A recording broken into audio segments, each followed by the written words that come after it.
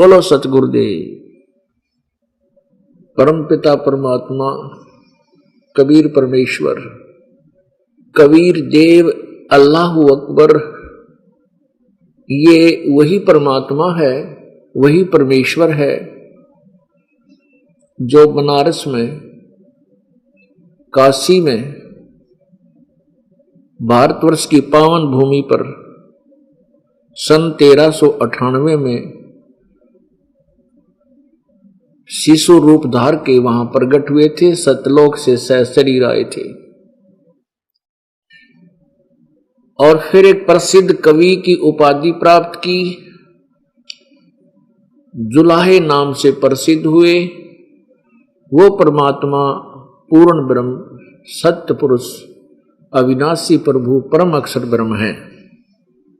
हम उस परमात्मा को पहचान नहीं सके। क्यों नहीं पहचान सके? क्योंकि हमारे को परमात्मा की परिभाषा, डेफिनेशन ऑफ गॉड, बिल्कुल शास्त्रों के विरुद्ध बता रखी थी।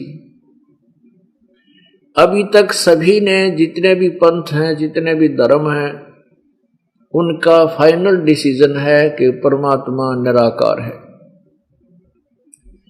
परमात्मा निराकार है, कण कण में व्यापक है, सर्वव्यापक है। जबकि हमारे उन्हीं पवित्र धर्मों के सदग्रंथ बता रहे हैं परमात्मा मनुष्य सदृश है, परमात्मा साकार है, शरीर है, उसका नाम कबीर है। ये अभी तक अज्ञान का पर्दा पड़ा हुआ था। जैसे पवित्र बाइबल में उत्पत्ति ग्रंथ में अध्याय 1 और श्लोक नंबर 26 में लिखा है कि परमात्मा ने कहा कि मैं मनुष्य को अपने स्वरूप के अनुसार उत्पन्न करूंगा और उसको बुद्धिमान बनाऊंगा, वो सभी अन्य प्राणियों पर कंट्रोलर होगा। और परमात्मा ने मनुष्य को अपने जैसा बना दिया। तो भगवान निराकार के ऊपर होया भाई, कैसे हुआ? अब सोच कर देखो, भगवान निराकार कैसे हुआ, गॉड फॉर्मलेस कैसे हो गया? वो कितने लाया थ्योरी, जो अज्ञान भर गया सब में। दंत कथा सुनाए गए और अपने सदग्रंथों को समझा नहीं। क्यों नहीं समझा? क्योंकि काल ने सबकी बुद्धि ऑफ कर रखी थी, इनके मोतियाबंद कर रखा था। जो प्रत्येक धर्म के जो प्रचारक थे आगे चल के, जो आगे आने वाले समय में सदग्रंथों लिखने वाले ने लिख दिया अपना जैसा उस अनुभव था, लेकिन आगे उन्होंने जो पढ़ा उन्होंने समझा नहीं। जो प्रचारक थे, आने वाले भविष्य के जो टीचर थे, उन्होंने अपने सिलेबस को समझा नहीं। पुण्यात्मा, कुरान शरीफ ये मुसलमान धर्म का पवित्र सदग्रंथ है और उनको मान्य है। स्पेशल लिखा उसके अंदर कि इसमें कोई संदेह की गुंजाइश नहीं है। जो इस ग्रंथ में लिखा है कुरान शरीफ में, ये बिल्कुल ओके है, ये सत्य है। तो उसी ग्रंथ में, उसी सदग्रंथ में लिखा है, सूरत फुरकानी 25 आयत नंबर 52 से लेकर 59 तक स्पष्ट किया हुआ है कि कुरान शरीफ के ज्ञान देने वाले को पूरा मुसलमान धर्म अपना भगवान मानता, अल्लाह मानता है। और ये मानते हैं कि उस अल्लाह ने आकाशवाणी के माध्यम से या किसी फरिश्ते के द्वारा या हजरत मोहम्मद के अंदर प्रवेश करके वो ज्ञान जो कुरान शरीफ में जो लिखा गया है वो परमात्मा का संदेश है, उसने खुद भेजा है। अब वो अल्लाह कह रहा है कि हे मोहम्मद, हे हजरत मोहम्मद, मैं जो तुझे ज्ञान दे रहा हूं, ये ज्ञान तू मेरे ज्ञान पर विश्वास रख, कुरान शरीफ में जो मैं बोल रहा हूं। और ये काफिर जो लोग हैं, जो परमात्मा नहीं मानते, कबीर को, वो अन्य देवी देवताओं की अन्य बुत बना कर पूजा कर रहे हैं, उनकी बातों में मत आना। वो इसके लिए संघर्ष करना, झगड़ा लठ नहीं बजाना। जिहाद का अर्थ लड़ाई नहीं, संघर्ष होता भी उसके, तो उनकी बातें न मत मानना। सबसे बड़ा संघर्ष ये है कि हम जो समाज के लोकवेद से न्यारा चलना, वो सबसे बड़ा संघर्ष है। और फिर ये बताया कि ये वही परमात्मा है जिसने दो दरियाओं को मिला चलाया, जिसने 7 दिन में सृष्टि रची है, और इसका नाम कबीर है। वो अल्लाह कबीर है जिसने 7 दिन में सृष्टि रची और 6 दिन में सृष्टि रची, 7वें दिन तख्त पर जा विराजा। वो अल्लाह कबीर है। अल्लाह बड़ा लिख दिया उन्होंने अनुवाद करता हूं, वो अल्लाह कबीर है, बड़ा रहमान है, बड़ा दयालु है। उसकी खबर, उसके विषय में जानकारी किसी बाखबर से पूछ देखो। बाखबर वेल नोन यानी तत्वदर्शी संत से पूछो। तो इससे सिद्ध है कि पवित्र कुरान शरीफ का ज्ञान इनकम्प्लीट है, पूर्ण नहीं है। हम इसको गलत नहीं कह सकते, लेकिन अधूरा है।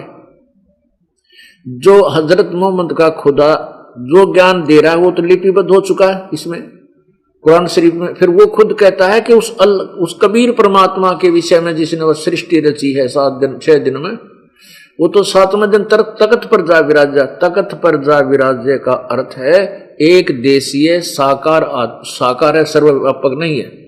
जब ये खुद मानते हैं कि 7वें आसमान पर खुदा रहता है,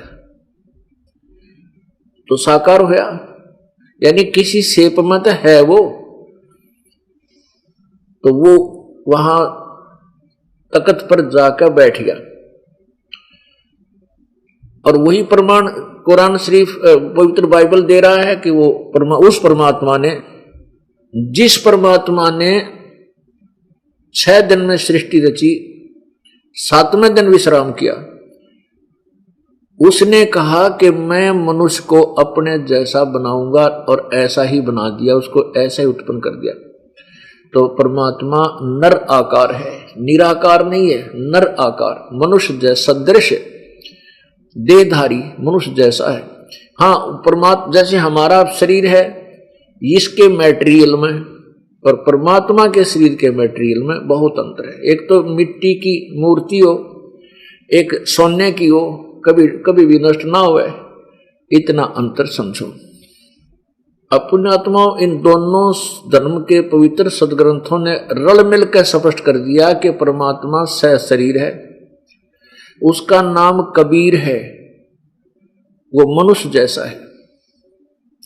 अब जैसे पवित्र वेद, ये पवित्र हिंदू धर्म के ग्रंथ माने जाते हैं, इस पवित्र वेद में आपको दिखाते हैं ऋग्वेद मंडल नंबर 1 सूक्त नंबर 31 और मंत्र नंबर 17 में स्पष्ट लिखा है कि परमात्मा मनुष्य जैसा है। हे परमेश्वर, आप मनुष्य सदृश देहधारी हो। अब इन अनाड़िया ने, अज्ञानिया ने जो ठेका ले रहे थे इन सदग्रंथों को, कहते हमने समझ रखा है, हम इन्हीं के अनुसार से आपको ज्ञान दे रहे, इन्होंने बैठा रखा था सारे समाज को, अपने सदग्रंथों के विपरीत ज्ञान दे रखा था। यदि इन्होंने सही बता रखा होता, यो दास शर्मा दर्द नहीं करता।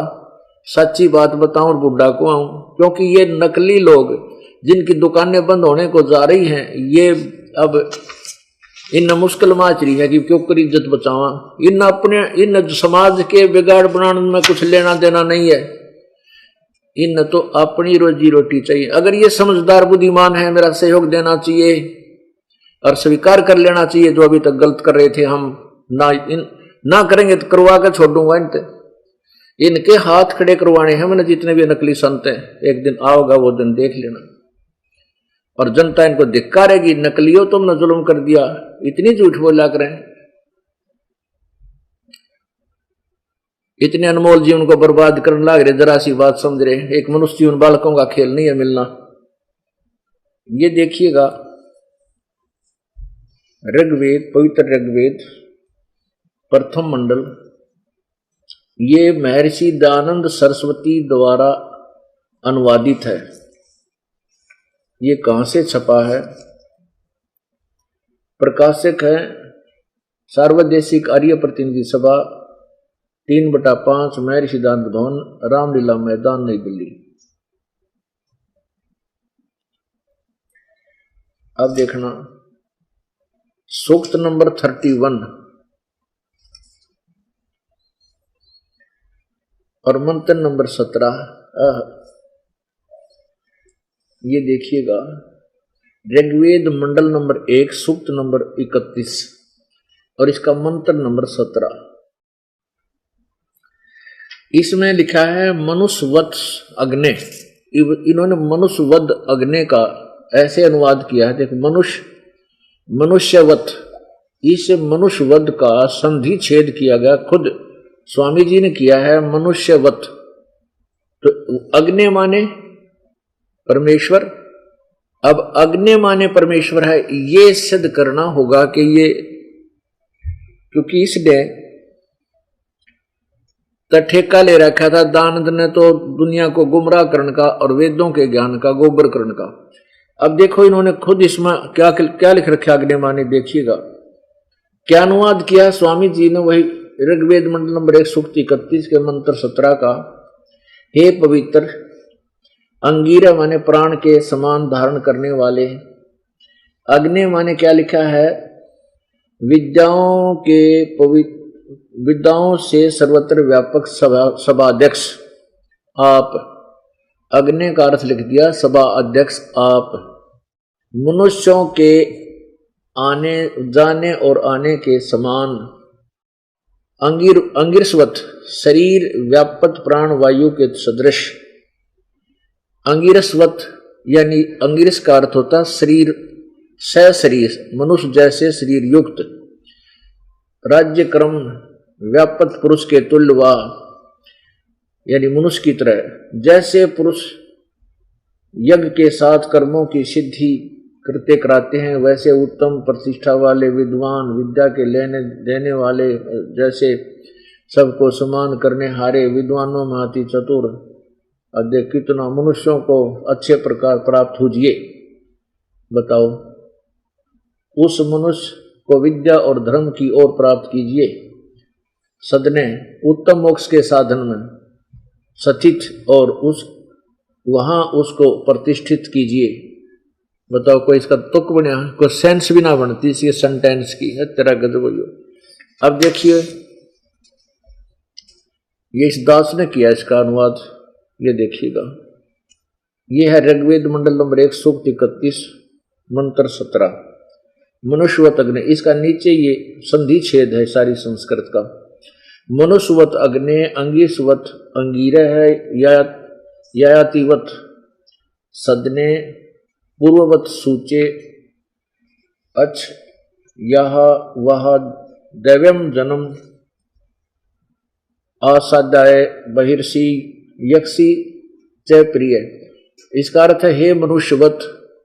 हे मनुष्यवत माने मनुष्य के समान देहधारी, अग्नि माने परमेश्वर। जैसे आप अंगीरसवत मनुष्य के तेजोमय शरीर के समान अंगीरस देहधारी हो, हल्का शरीर तेजोमय शरीर धारण करके अपने शरीर को अर्थात अपने रूप को सरल करके प्रत्येक युग में अपने पवित्र सदने माने, अर्थात सदने का अर्थ होता ऊपर के घर से, सदन माने घर, ऊपर अर्थात ऊपर के सतलोक से आते हो। पूर्ववत यानी उसी तरह जैसे पहले आते हो, उसी तरह पहले की तरह। यातिवत मनुष्य समान, अर्थात जैसे मनुष्य प्रयत्न करके कार्य सिद्ध करता है, वैसे ही आप मनुष्य के समान कार्य करते हो। जैसे कबीर परमात्मा ने जुलाहे की भूमिका की और मनुष्य की तरह सारे काम किए। हे प्यारे परमेश्वर, प्रियम, हे प्यारे परमेश्वर, हमें अच्छी प्रकार प्राप्त होजिए। यानी जैसे पहले आते रहे हो ऐसे हमें फिर मिलो तथा प्राप्त कीजिए, अर्थात हमें शरण में लीजिए। इस काल लोक से बहिर्षि बाहर सतलोक में जन्म अपने जन को, अर्थात अपने भक्त को देव स्वरूप अर्थात अच्छी आत्माओं में जो पहले वहां रहती हैं स्थायी रूप से प्रतिष्ठित कीजिए। यही प्रमाण कि परमात्मा साकार का प्रमाण है। अब देखो यहां लिखा कि अपने रूप को सरल करके आप आइए जैसे पहले आते हो। अब देखना ऋग्वेद मंडल नंबर 9 सूक्त नंबर 86 के 26 और 27 में, अपने आत्माओं सच्चाई छुप नहीं पाई। परमात्मा ने पहले कहा था कि वेद मेरा भेद है, मैं मिलूं वेदन से नाही, पर जौन वेद से मैं मिलूं ये वेद जानते नहीं। वेद मेरी महिमा गा रहे हैं लेकिन मेरे पाने की विधि इनमें नहीं है। वो वेद अलग है जो सभी कह रहे हैं कि उसके विषय में कोई तत्वदर्शी संत से पूछो। वो ये दास है वो तत्वदर्शी संत जो परमेश्वर ने आपको जगाने के लिए भेजा है। परमेश्वर कबीर जी ने इस दास को तत्वदर्शी संत बना करके आप पुण्य आत्माओं के लिए भेजा है कि आपको मैं परमात्मा की पहचान बताऊं और सत्य भक्ति दे करके सतलोक पहुंचाऊं। आपका इतना सा काम है कि इस दास के वचनों पर विश्वास करना, क्योंकि विश्वास तो करा ही दूंगा क्योंकि प्रमाण सामने धर दूंगा, फिर मन को कहीं गुंजाइश नहीं रहेगी बकवाद करने की। और फिर ये साधना इतनी कोमल है और इतनी वैल्यूएबल है, इतनी महत्वपूर्ण है कि थोड़ा भी कम सिमरण कर लोगे, यानी कुछ कम भी हो जाएगा तो भी आप पार हो जाओगे। करना तो खूब है लेकिन थोड़ा बहुत कम भी रह जाएगा और श्रद्धा सही रही तो भी आपको परमात्मा पार करेंगे, क्योंकि दयालु है, इनको मालूम है कि काल भक्ति करने ना दे 36 समस्या पैदा कर रखी इस जीव की जान ने, तो परमात्मा धीरे धीरे पहले तो आपकी समस्या हल करेगा, फिर आपको दृढ़ विश्वास होगा कि हाँ भगवान मिल गया ही मुझे। भक्ति भी करोगे आपके काम भी सरेंगे, दूना विश्वास होता चला जाएगा। अब देखिए यही प्रमाण के परमात्मा जैसे ऋग्वेद मंडल नंबर 1 के सूक्त 31 मंत्र 17 में कहा है कि यही परमात्मा जैसे आप पहले आते रहे हो ना, प्रत्येक युग में आते हैं परमात्मा अपने तेज पुंज का हल्का शरीर बना के, कि उसी तरह फिर आओ और आप ना मनुष्य की तरह काम करके अपना प्रयत्न से निर्वाह करके दिखाते हो, मनुष्य जैसे कर्म करते हो ऐसे ही फिर करो ताकि हमारे को वो सत्ज्ञान मिल सके। कालना में भ्रमित कर रखा है, ये वेद गवाही दे रहे हैं, दास अपनी तरफ से नहीं, अपनी तरफ से तो हम पहले बता रहे थे भगवान ऐसे आते हैं, उन्होंने खुद बता रखा अपनी महिमा सिंपल लैंग्वेज में, अब उसका समर्थन वेद कर रहे हैं। तो हमारे हृदय में यह बात सच्ची जचेगी, वह सचमुच परमात्मा तो कबीर ही है जो बनारस में एक धारणक रूप में आए थे। अब देखिए ये पवित्र ऋग्वेद मंडल नंबर 9, ये देखना प्रकाशक है सार्वदेशिक आर्य प्रतिनिधि सभा, महर्षि दयानंद भवन, रामलीला मैदान, नई दिल्ली। ये है सूक्त नंबर 9 और मंत्र नंबर 86 और श्लोक नंबर 26-27। ये देखिएगा मंडल नंबर 9 सूक्त 86 और इसका मंत्र नंबर 26। इसमें कहा कि यज्ञ करने वाले यजमान के लिए परमात्मा सब रास्तों को सुगम करता हुआ, यज्ञ माने धार्मिक अनुष्ठान, पूजा, इसका अर्थ है यज्ञ माने पूजा, यज्ञ माने पूजा होती है, यानी धार्मिक अनुष्ठान, साधना। यज्ञ कहो चाहे साधना कहो, पूजा को पूजा करने वाले, इन्होंने यज्ञ लिखा, यही कुछ भी सोचिए ठीक है, कोई पूजा यानी पूजा करने वाले यजमानों के लिए परमात्मा सब रास्तों को सुगम करता है, यानी उसके जीवन रूपी सफर में कोई भी दिक्कत है उसको ठीक कर देता है, उनके विघ्नों को मर्दन करता है, नष्ट कर देता है, उनके पापों को, आने वाले संकटों को, उनके विघ्नों को, विघ्न यानी संकटों को मर्दन माने नष्ट करता है, उनको पवित्र करता हुआ और यानी अब साधक को पवित्र करता हुआ और अपने रूप को सरल करता हुआ वह कांतिमान परमात्मा, ये लिखा है कबीर। अब इन्होंने यहाँ क्योंकि ये सपट गया कबीर अतो, हम इसको कबीर अतो यानी अपनी लैंग्वेज में हम कबीर कहा करते, कबीर बड़े की मात्रा लिखने लगे, वह को वह लिखने लगे जैसा हमारा लोकल लैंग्वेज का उच्चारण था। इन्होंने क्या किया, इस कबीर को कवि लिख दिया, कबीर, और कबीर का अर्थ कर दिया सर्वज्ञ। यहां हम लिख दें कि वह कांतिमान, हरियत माने वैसे मनुष्य का, मनुष्य जैसे शरीर, तेजों में शरीर वाला परमात्मा, यहां लिख दें कबीर परमात्मा, कवि की जगह, कबीर की जगह हम कबीर लिख दें। कबीर है जो विद्युत के समान क्रीड़ा करता हुआ, यानी बिजली की तरह अपने वर्णीय पुरुषों को यानी श्रेष्ठ भक्तों को प्राप्त होता है, आकर मिलता है। अब ये इन्होंने क्या समस्या आ जाती है, ये जो संस्कृत के वेता हैं, ज्ञाता हैं, ये कहते हैं कि ये व्याकरण के दृष्टिकोण से कवि का अर्थ, इस कबीर का अर्थ, कबीर जो ऊपर रह लग है या हलंत ला कर रह लगा जा, कि ये कवि होता है, कवि, और कवि का अर्थ ये सर्वज्ञ करते हैं। तो कवि कोई सर्वज्ञ हुआ आज तक? या आपने भी इतना पढ़ा होगा, BA कर रखी बच्चा ने, कि तक कवि माने सर्वज्ञ लिखा।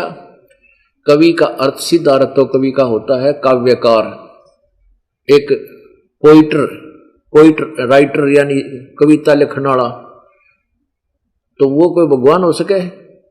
ये कबीर देव है, कबीर। इसको अरबी भाषा में कबीर अल्लाह कहने लगे, हम इसको कबीर साहब कहने लगे। संस्कृत में इसको कबीर देव कह देते हैं, कबीर मनीषी, कबीर अग्नि, कबीर अमितौजा।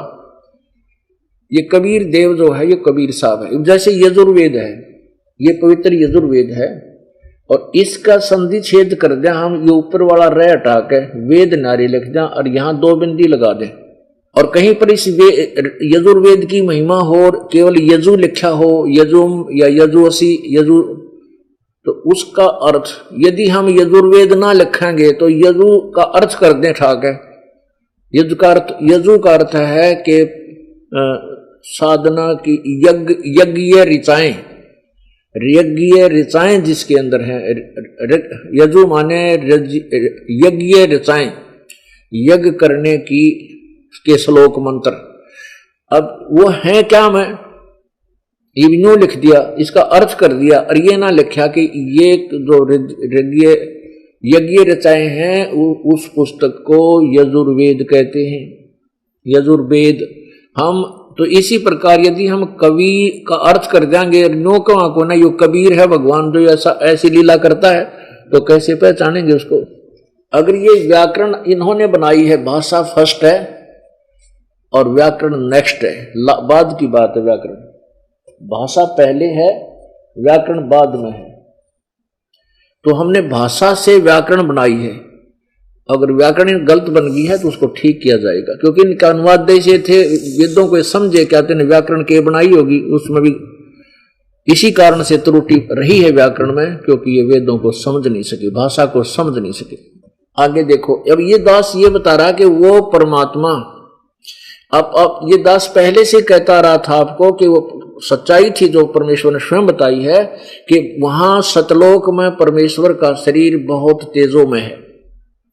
एक रोमकूप में की इतनी रोशनी है कि करोड़ सूर्य और करोड़ चंद्रमा इन मिला जुला प्रकाश हो जाए तो भी एक रोमकूप की रोशनी परमात्मा की ज्यादा या फीकी पड़े सूर्य और चंद्र की। करोड़ों सूरजों और चंद्रों की रोशनी भी फीकी रह जाए, तो उसको हम चरम दृष्टि से नहीं देख सकते जब वो परमात्मा एज इट इज आ जाता है। इसलिए अपने स्वरूप को सरल करके, यानी हल्का तेज पुंज का करके उसके ऊपर और कोट पहन लेता। जैसे बल्लभ के ऊपर आप कोई प्लास्टिक का डब्बा रख दें, कितना तेज प्रकाश हो, थोड़ा थोड़ा दिखेगा, बिल्कुल मामूली सा। तो ऐसे वो परमात्मा अपने शरीर, उस तेजों में शरीर को हल्का करके सरल करके यहां आता। ये वेद गवाही दे रहे हैं यही बात। फिर देखो ऋग्वेद मंडल नंबर 9 सूक्त माने नंबर 86 26 मंत्र में, यज्ञ करने वाले यजमानों के लिए, यानी जो साधना करते हैं उन भक्तों के लिए सब रास्तों को सुगम करता हुआ उनके जीवन के सफर को सब रास्ते साफ कर देता है, कोई कठिन बाधा नहीं आती, और उनके विघ्नों को, विघ्न माने संकटों को मर्दन करता है, नष्ट कर देता है, और उनको पवित्र करता हुआ यानी सब बुराई छुटवा देता है।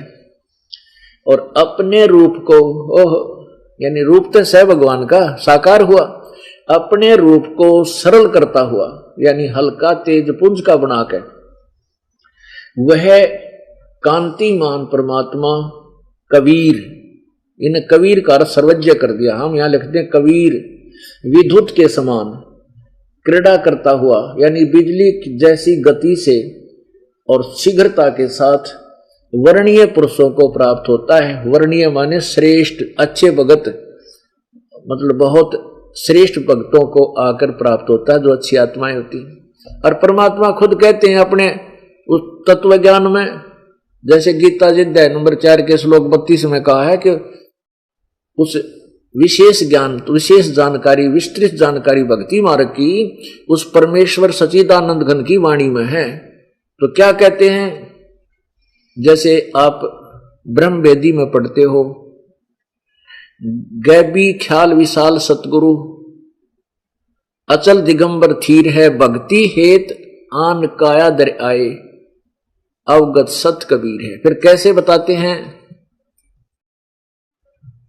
अब वो जो वेद गवाही दे रहे हैं परमात्मा की वाणी में, वो भी ज्ञान है, परमात्मा की वाणी में वो भी ज्ञान है जो वेदों में है और वेदों से न्यारा भी है, वो सवसम वेद है, वो 5वां वेद है। क्या लिखा है कि धन सतगुरु उपदेश देवा और 84 ब्रह्मेट ही और तेज पुंज अन्य दे धर के इस विध हमको भेंट ही। तेज पुंज का हल्का शरीर लेकर के वो परमात्मा इस प्रकार हमें आकर के यहां संसार में मिलते हैं और वही वेद गवाही दे रहे हैं। बताओ, तो पुण्यात्माओं, परमेश्वर का ज्ञान जो पहले दिया हुआ था वो बिल्कुल ऑथेंटिक है, और इन नकली ऋषियों ने इसको रिजेक्ट कर रखा था, ये लाल कूड़े में डाल रखा था, और इस दास को परमात्मा ने पारखू बनाया, जोरी बना दिया, उस लाल को परख लिया और उठा के अपने सीने से लगा लिया। रिवा आपको बता रहा हूं कि ये लाल ले लो, आप बहुत शीघ्र धनवान बन जाओगे। ये सतनाम, सच्चे नाम रूपी लाल आपको दिया जा रहा, सतनाम रूपी, इसकी बहुत ज्यादा कीमत है। एक श्वास, वो श्वास की, एक सिमरन की इतनी कीमत बताई है परमात्मा ने कि सतनाम एक पालड़े में रख दे तराजू के में, और एक सतनाम का एक सिमरन की कमाई, और 3 लोक पासंग दर दे, उसका तो कोई खाता है को ना, इस पृथ्वी लोक और स्वर्ग लोक और पाताल लोक की तो वैल्यू है नहीं, और 14 लोक चढ़ावे, ये ब्रह्मा का लोक, विष्णु का लोक, और ब्रह्म लोक, और शिव का लोक, और दुर्गा का लोक, और इंद्र का लोक, ये इससे अलग और 14 लोक है।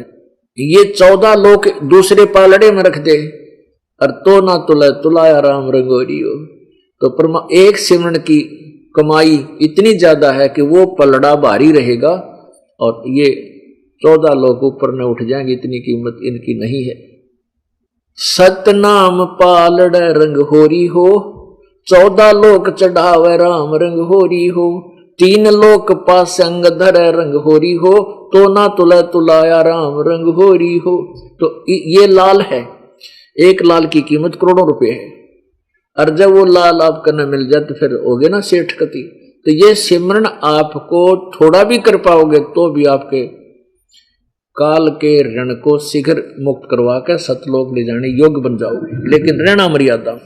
अब सतनाम के अंदर 2 अक्षर हैं, जैसे आपको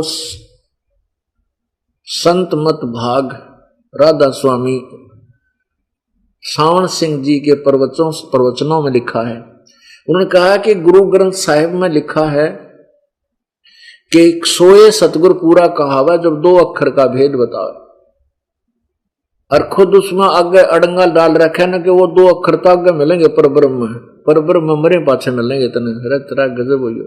और यहां कह रहा है कि वो 2 अक्षर का भेद बताओ, वो सतगुरु पूरा है। और आप ये 5 नाम दे अड़ंगा गति कितना जोग्य भी कोनी। ये 500 नाम काल के हैं।